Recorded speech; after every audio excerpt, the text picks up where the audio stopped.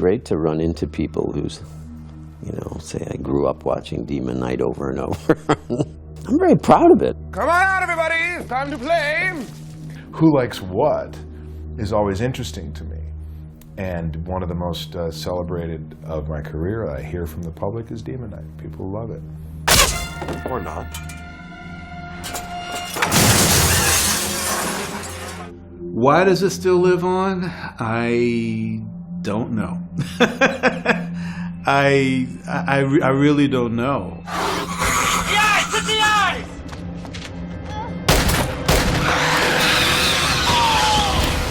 I love doing that movie. I do Demon Knight 6 right now. They should make a bunch of them like Karate Kid with the crazy surprise endings. Like, wow, who's gonna win? So if you're ready, creeps, fasten your drool cups and hold on to your vomit bags. We're going to the movies! Frights, camera, action!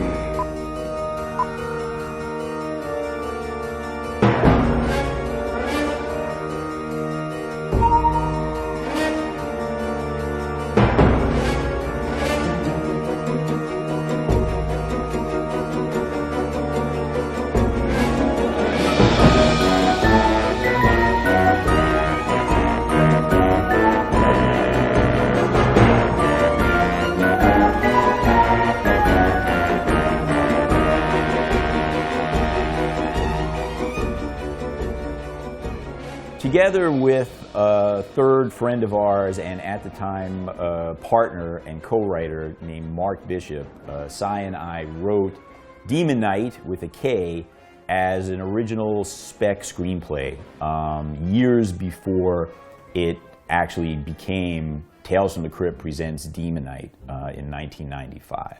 The original mandate was to do 3 movies that were going to be all like an anthology, very different one from the other. And they had, I think, Bordello of Blood, they had another script, and they had a third slot, which was supposed to be From Dusk Till Dawn, the Quentin Tarantino screenplay. And they couldn't close the deal with Tarantino. He wanted too much money. So Demon Knight ended up getting put in the package, sent over to Universal. And then Demon Knight, they ended up making us first. But if things hadn't gone, if things were not so Hollywood, maybe our movie wouldn't have been made. I don't know. The important thing to remember is the script had existed for years. At this point, the script had existed for like 6 or 7 years. And we had written myriad different drafts of the script for different filmmakers, different directors. The 3 guys who wrote the script, they wrote a great script, but you know, it wasn't necessarily, it didn't feel like Tales. The major part of my job was to make sure that the script felt like it belonged in the Tales from the Crypt canon.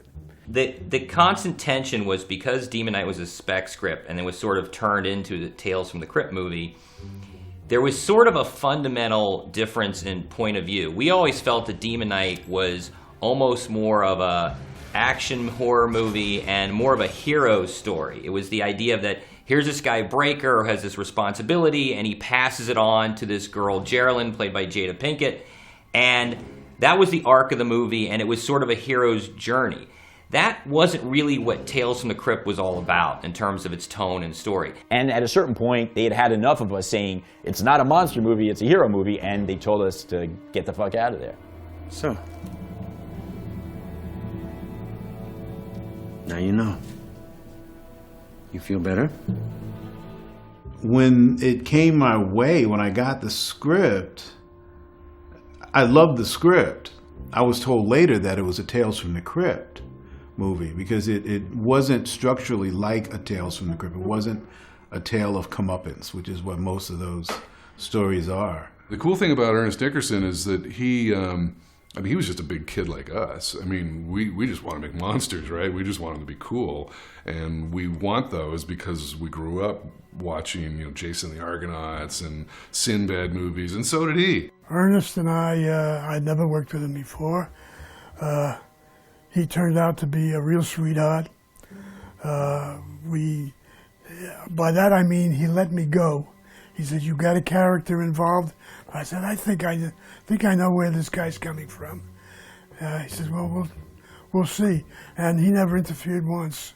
Ernest was incredibly confident and comfortable and, you know, mellow and unthreatened by fairly extreme suggestions or offerings, you know. Ernest was great about things like that. If it was, you know, not every idea is a great idea, but he was always open to, you know, if you heard a different color in something than the one that he heard, try it. Let's try it. Let's try it. We'll see if it works. Ernest was really great to stitch it all together because, you know, it's an ensemble cast. It's got a lot of action. It's really only in one big room. It's a really difficult movie to direct and make compelling and keep ramping, you know, up the action. And Ernest really kept it all going beautifully. I think our shooting schedule was 40 days, I believe, if I remember correctly. So I didn't want to do 40 nights of shooting. I just felt that would have been really harmful to the crew. I mean, you know, and I just felt it would have like limited our options. So basically what we did, we got an airplane hangar at Van Nuys Airport. And we built a hotel and the immediate landscape right around it, all inside there, and covered everything with blacks. And the idea was to just shoot it inside. It's so rare to see such a thing nowadays, especially now with visual effects everywhere. It's super rare to see such a thing now. And I absolutely love shooting that way. It's right there. Everybody knows what they're dealing with. Everybody's on the same page. There's no questions to be answered.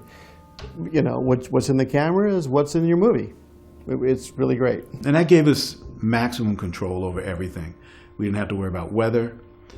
We could shoot during the daytime. The crew could have regular hours. The only problem was that there were birds that were nested up in the upper levels of the sound stage. So, and we tried to get rid of them.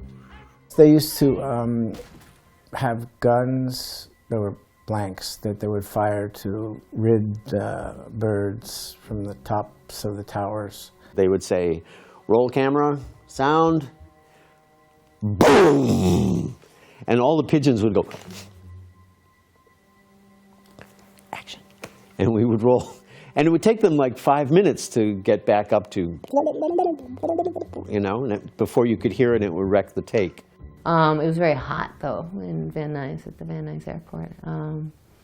So it actually, I think, kind of lent to our performances a little bit because we were so uncomfortable in the heat. I remember they were doing the Appian Way crucifixion flashback one afternoon, and they were bringing in truckloads of dirt, we were told. They brought it in from, I think, a pig farm, because it was like half manure.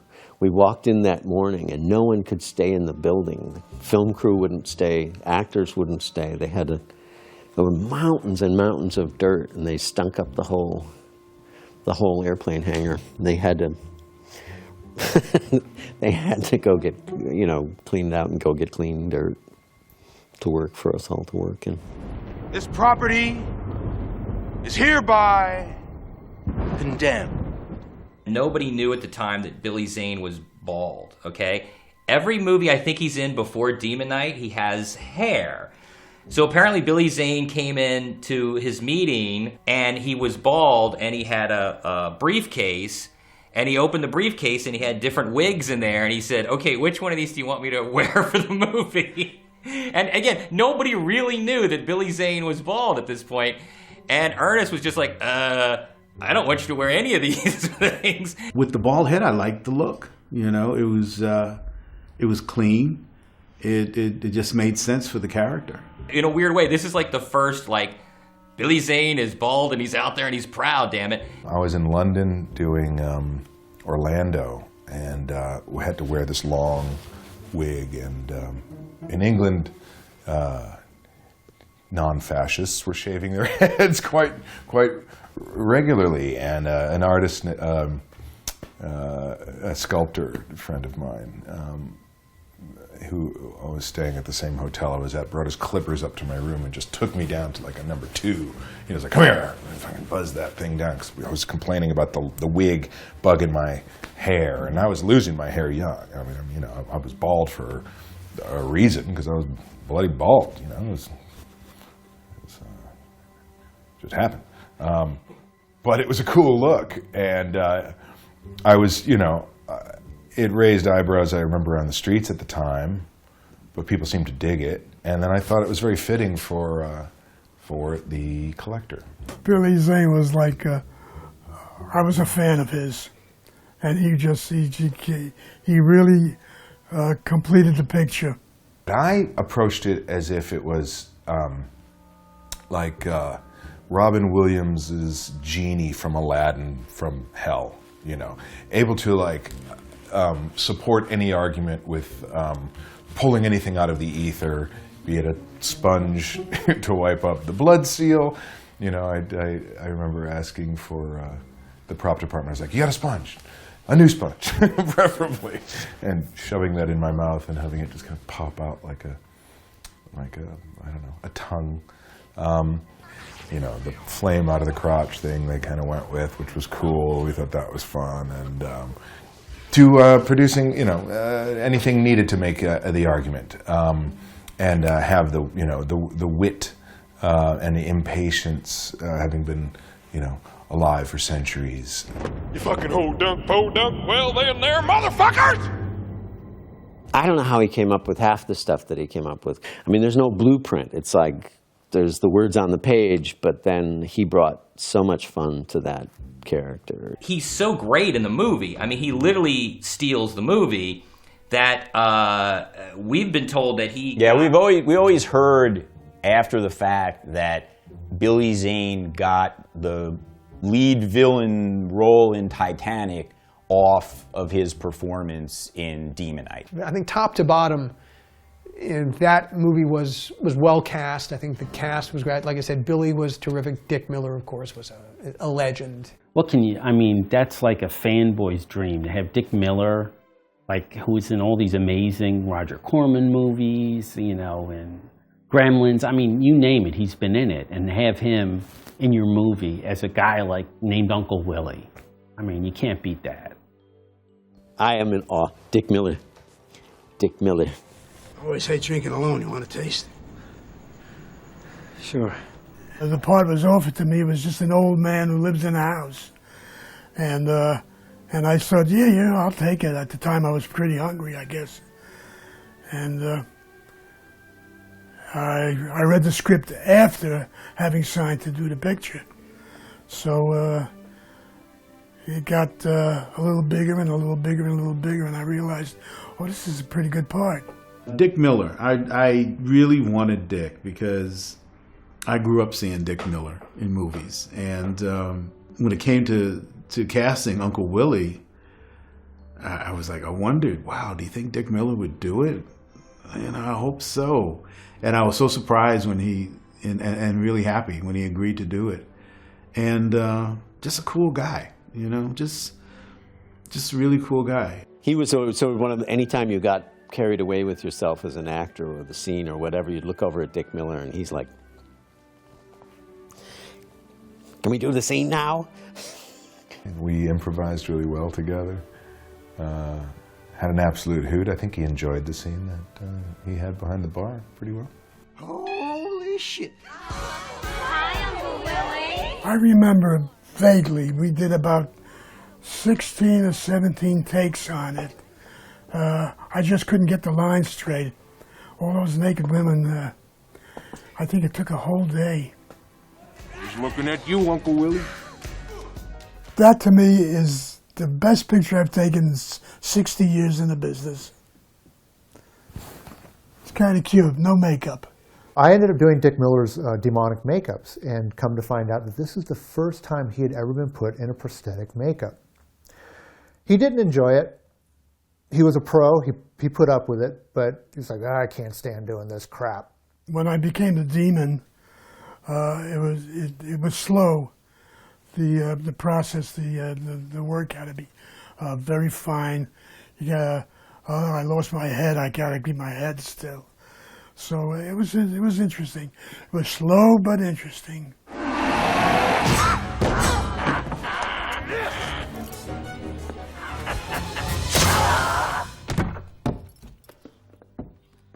Bill Sadler. I never worked with him before. I never heard of him before. And he has since proven himself to be quite an actor. He's done just about everything you can do. Many, many characters. He was quite dynamic, this show. That role is the hardest in the piece. Without his sense of truth and conviction on the narrative and the plot and the significance of being a demon knight, all else is just, window dressing. It was like a real person was in the role of the character you wrote. You couldn't ask for more. It was just, and he was human. He was not. He's like a guy who has to try to save humanity. Breaker was an interesting man. He's haunted. He has a secret that the rest of the world doesn't know about, which is an interesting place to be. So he's automatically the loneliest man in the room, because there's a side of him that he can never tell anyone. You're the one. We go to the set. I believe they were shooting the World War I flashback, and William Sadler's in his doughboy World War I costume. And we meet him, we're introduced, we're talking, and then he says to us, "Man, you guys read too many comic books." And I remember thinking at the time, well, that's either an insult or a backhanded compliment. Oh. Christ, Bobby, son of a bitch! Turn it off! Turn it off! Sorry, God, oh, my nipples are smoking. Thomas Hayden Church. I'm glad that his career has gone where it's gone, because he was a good guy, and we would always hug in the morning, and he'd always tell me how good I smelled. He said, "Man, you're the best smelling guy I've ever known." So thank you, I think. I was always a fan of Wings and Thomas's character on it, and I was really excited to work with him because I thought knowing the amount of comedy I was going to, try to bring to it at the beginning of the show, and ultimately had to keep providing, I knew it would bounce off him nicely, and he was a lovely guy. He was funny as hell. Evening, motel people. Thomas was brilliant in that role. I thought he was astonishing as that character, Roach. Awful character, what a flawed guy, but boy, just embraced it completely. And what a freaking remarkable actor. He's so good. He sells it so well. He was just fun, goofy, and I don't know. We had really good chemistry and had fun together, and yeah. Even the sex scene was I was hot and sticky, and there were people watching, and sex scenes are never as fun as you think they are. Poor Cordelia. Seems downright criminal to treat such a pretty girl that way. Did I say pretty? I meant beautiful. Brenda Bach is, all the guys stood up straighter, sucked in their guts, put on their mirror faces when she came on set. One of the most stunning women. I related to the character very much. I think they saw me in the character because I have a lot of pathos, and I'm not just this happy person. So I think Cordelia needed to have what I naturally have inside me, which is a little bit of softness, and which is why I believe that it was why Billy Zane chose me as the first target once we're inside the house, because he had to figure out who to get to first to try and get him into the house, and I was probably the weakest out of all the characters. I realized something awful about myself tonight, Wally. My whole life, I've avoided the guys who really loved me. Like you. Charles Flesher was just a totally interesting cat. Just a really good actor. You know, he's known mostly for being the voice of Roger Rabbit, which he did brilliantly. But he's just a good character actor. I wish we could see more of him. I don't, you know, we don't get to see him around that much. Playing the mailman who, you know, was planning on going a little postal, as it were. At the time, I think it was, you know, in the '90s, this was happening a little bit. So it was quite, you know, biting social commentary. He would have never really done it, I don't think. But his love for Brenda Bocchi's character was really poignant. One of the things that I thought was so sweet about him is that when we had the scene together where I kind of seduce him in the bedroom and I have to kiss him, he showed up to set that day and he said, well, my wife wants to make sure that when we kiss that you don't use any tongue. And I just thought that was so sweet. So yes, the kisses that Charles Fleischer and I share do not have any tongue. It was great because I got to be sensitive and I got to kiss and I got to have my head ripped off all in one movie. Ernest did bring, I think, one of the things he brought to it, being an African-American director, was he wanted to make the casting as diverse as possible. So you have CCH Pounder, you have Jada Pinkett as Geraldine. I really wanted Jada. I had just seen her in Menace to Society, and I really liked her because I always saw Geraldine as like this little tough, feisty lady, you know. Jada was a force of nature. She had a stunning countenance, firm handshake. You had no doubt this young woman was going to, you know, rise to great heights. She was very private, and between scenes and between takes, she would go off to her trailer with her trainer. She was, you know, always working out. The Jada we had hired had hair. And Jada gets out of the car, and she has very short hair, and it's blonde. And that's not the person we hired. And I am flabbergasted. I'm like, oh my God, what the hell am I going to do? And I get on the phone, I think, I better call Joel. And I call Joel, I tell him, look, I just want you to know, because I don't want you to be surprised when you see the dailies tomorrow. Jada arrived, and she's got short blonde hair. What do we want to do? And so we debated, well, should we color her hair back? To which Jada said, you know, when she heard that we were thinking about that, absolutely not. I'm not going to let you do that. This is how I want my hair to look. This is how I'm going to look. God damn it. Get that pussy off the table. I meant the cat. CCH Pounder, she had an addictive laugh, you know, a wicked laugh, and was wry and cool and, you know, lovely, lovely woman with, you know, incredible chops, you know, very accomplished actress. Miss Pounder is a delightful actress. She really is. And I hadn't seen too much of her work before, but she turned in a hell of a performance. Of course, we had to rip her arm off. We also had to make her larger. You know, she wasn't really that big in real life. We decided to give her a little extra padding in her costume to kind of age her up a little bit, because she was also a little younger, too. And, you know, so that's kind of a thing to kind of, you know, first thing to do on a film is to piss off your actress by saying, hey, you're going to be older and fatter.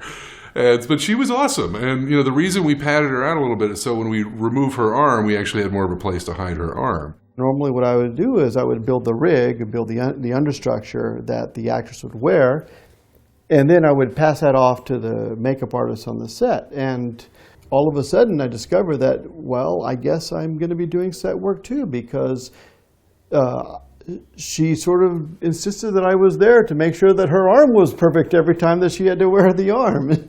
So usually I'm there for the first fitting, but it was kind of nice, to have the actress there insisting that, I want the guy who built it around too, Her spit take during the head punch was, I think, one of my favorite moments. I forgot what she was chewing on, if it was a cigarette or a pen, or like she was like, blood! She does a Danny Thomas that I laugh more than, I think that's probably my favorite laugh in the film.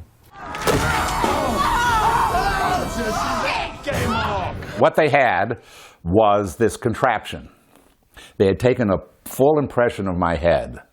After they had loaded up the head with Franco-American spaghetti and kidney beans and gosh knows what else, sausage links, I guess. And then they kind of closed it all up, and then they rolled those cameras, and on a count of 3, as if you were firing a charge, that I've always been a fan of John Schuck since McMillan and Wife, where he could never take a bite of his sandwich. You always got a call from Rock Hudson in every episode, and the guy could never get a break. It was a hoot to work with him. I remember calling my dad when we were on set that day and just going, guess who's on the show? Guess whose head I have to punch through? Which was cool. It was kind of funny. But I felt bad because I was a big fan. I look for humor first in a character. And when I was asked to do Demon Knight, that was one of the main reasons that I took it, because it had great humor in it. And then, of course, Billy Zane's performance brings out stuff that no one knew was even there. Just great.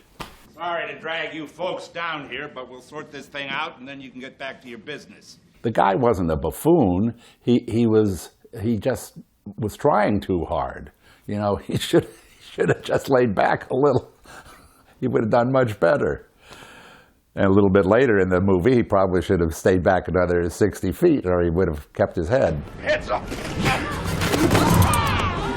I thought the makeup effects, especially the design of the demons, was terrific. Also, the scene where the demons first appear, you know, when Billy Zane scatters his own blood around, and they grow out of the ground. The grounds out in front of the Inspired hotel. by the scene in Jason and the Argonauts, the Ray Harryhausen movie, where the guy throws the seeds of the Hydra and the skeletons come out of the ground. That was, and I'm trying to remember I honestly don't remember if that was Ernest's idea or that was our idea in the script. It might have been Ernest's idea. But yeah, it's great. And again, the demon makeup effects are phenomenal. They started talking about doing Demon Knight. And at that point, I had pretty much secured the job as being, the makeup effects supervisor for the series, and I'd been there for a couple seasons, and everybody seemed to like each other. We had a really great machine going. So by the time Demon Knight came about, I felt pretty comfortable that we were going to get a look at. Even though it was the feature, I thought, that everybody seemed to be in click, and they were all going to take the crew from the series and just drop us right into the movie. We got the script, and I started budgeting it out, and of course, it was every Tales from the Crypt fan's, wet dream. It was just demons everywhere. And I remember giving the budget to Gil Adler, and he kind of looks at me and goes, okay, all right. And away I went, left his office. Didn't hear much for a little while. And then get another call from Gil Adler saying, hey, come in and get this new script. We revised a few things. I'm like, okay. So I go in and there's a new script. I read through it, and they'd cut out all the demons. They'd cut out all the demons of a movie called Demon Knight. Tales from the Crypt presents Demon Knight, and there's no demons. And they had replaced them with all these characters that were kind of like in sunglasses and dressed in like CIA suits and ties, and they would tilt down their glasses and there was fire in their eyes, and that was the demon. And I'm like, wait a minute. The original idea for the demons was different. They were more human. They kept the form of the people that they used to be. You guys can't do the first Tales of the Crypt feature in a long time. You can't do a movie called Demon Knight and not deliver any demonites. I think we'd get egged or something. So I went back to Gil and I said, look, you can't do this. You can't make this movie like this. I'll rebudget it. I'll rebudget, my first pass, and I'll come up with a whole new idea for demons. And essentially the concept in general was to make these demons less monster suits like I had originally estimated. In fact, there was no monster suits. It was actually, we're just going to hire really thin actors and put prosthetics on them and make them this design that we came up with, this of a emaciated looking, fucked up human. And they really liked that, and they really liked the price because it was a lot cheaper. They were much more complicated than most suits. Most suits, you have a one-piece sort of rubber pajama you put on. It zips up the back, they glue hands on, they put a head on you. And these were almost all body painting and with specific prosthetics. So we had stilts on, which were about a foot high. And we also had a mechanical tail, which had a harness around our waists and a Makita battery, which is about that long and about that wide in our crotch to run the tail. They always made these little noises like bzz, because the tail was like radio controlled, and you could always hear the servos working on the tails as they were wiggling and stuff. He had a very strong concept for what he wanted these demons to look like. He didn't want them to be particularly anatomical. He wanted them to have a very loose, vague quality to them, as if even our makeups look like they're lurking in the shadows. It was also the 90s. Piercings were coming in, tattoos, stuff like that. And Todd and Scott Patton decided these guys need to have like a kind of a real rock and roll look. So they ended up having, earrings and nose rings and nipple rings, a lot of stuff you can't see in the film. The little teeny details like that. The one I had kind of a Gene Simmons top knot hair, and the little monkey hands that held the hair together. None of this can you unless you freeze frame, even at that point, you really can't see the detail that went into these things. I remember just being really glad I wasn't one of the creatures, the guys who were kind of glued into those amazing suits. They were fantastic. I was really enthralled with the way that the demons, the people who played the demons, they were all these very tall, thin people. And then they wore these shoes that their feet fit into, kind of like ballet shoes. So watching them move was, I think, better in person than it actually even appeared in the film, which is too bad because, yeah, to watch them in person was really just almost beautiful, almost like a dance. So I wish that they'd shown more of that, the way that they really moved, or if they could have incorporated more of that somehow into the film. I think, I don't think you really get how beautiful it was when you see the film. You will die, but at least we'll be together forever.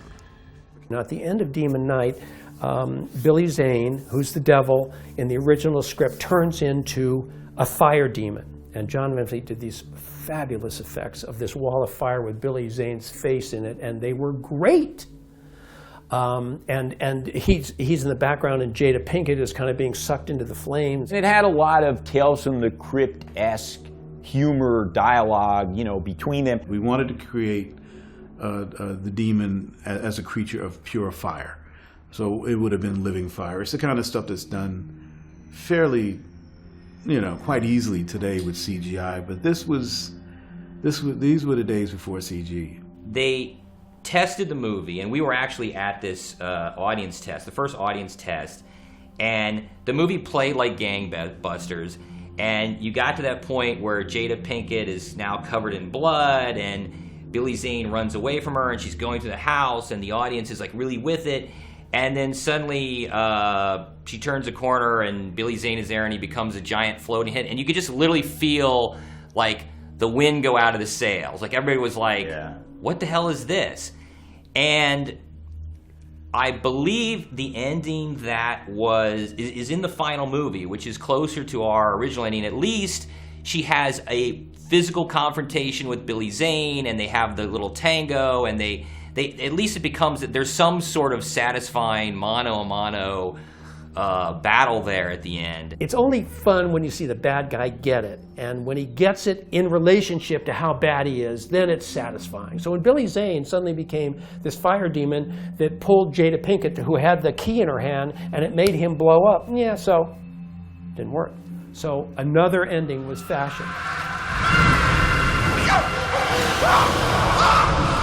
When the movie was actually released and we went out and spent the night visiting different theaters and watching it play in front of, at the time, it was pretty much packed houses here in Los Angeles. It went over so much better with those audiences than it had at that early screening with the prior version of the ending. That it was a relief. It was a relief to us.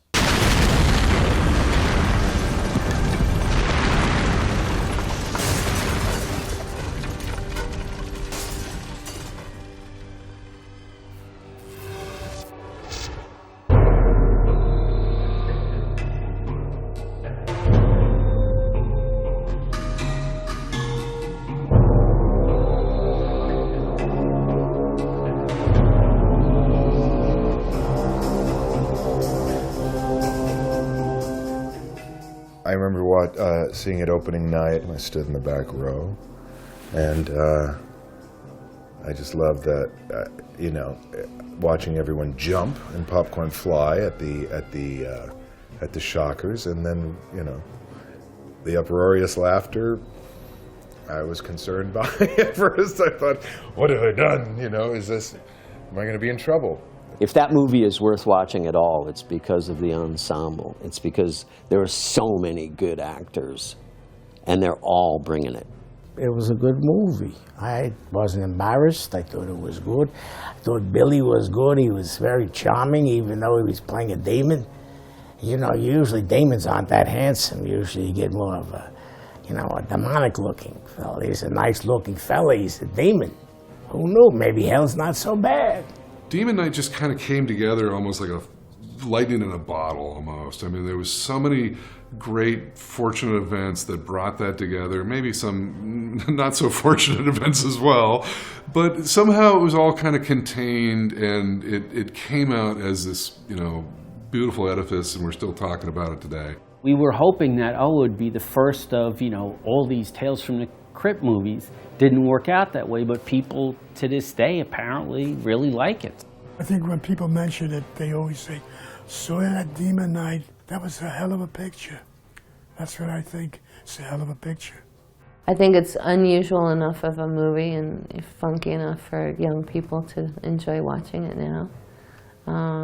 So hopefully it'll live on for another 50, 100 years. It stands as one of my favorite characters, one of my favorite films, and I think we should make a sequel. It was a lot of fun creating mythology, and you know, it only went as far as that one movie, and it was a mythology that could go further.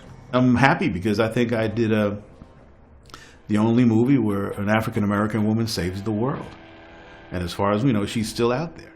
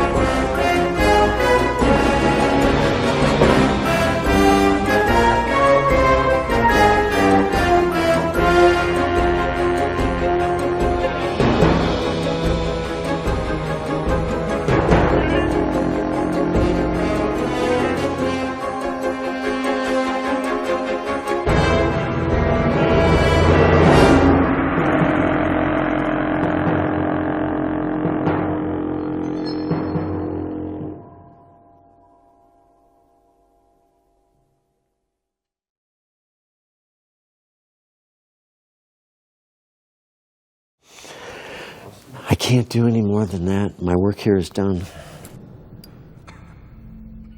Okay.